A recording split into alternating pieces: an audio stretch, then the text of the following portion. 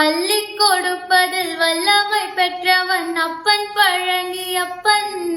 தினம் அச்சம் தவிர்ப்பவன், ஆறுதல் சொல்பவன் அப்பன் பழனியப்பன். கள்ளம் கபடம் இல்லாதவர் தம்மிடும் காவலில் நின்றிருப்பான். அங்கு கால்நடையாய் வரும் மானிட ஜாதியை கண்டு கழித்திருப்பான். துள்ளி வரும்படி வேலுக்கு மேலொரு ஜோதி பிழமும் உண்டோ? அந்த சுப்பையன் போலொரு அற்புத தெய்வத்தை சொல்ல மொழியும் உண்டோ? வெள்ளி முகம் 12 கண்டதில் வேறொரு சொர்க்கம் உண்டோ?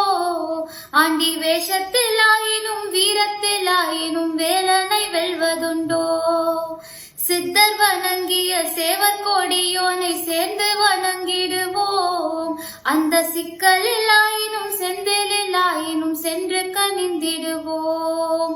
பக்தருக்கென்று திறந்திருக்கும் தென் பழனியை கண்டு கொள்வோம்.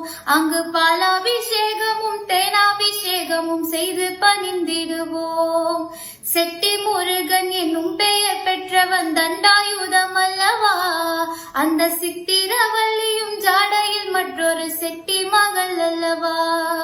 கொட்டி கொடுப்பவன் கோவிலை பார்த்திட கோஷமிட்டோடிடுவோம்.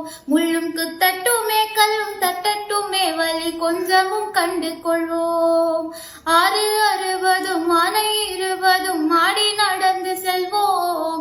சில ஆனந்த பாடல்கள் வேலனை பாடட்டும், அன்புடன் ஊர்ந்து செல்வோம்.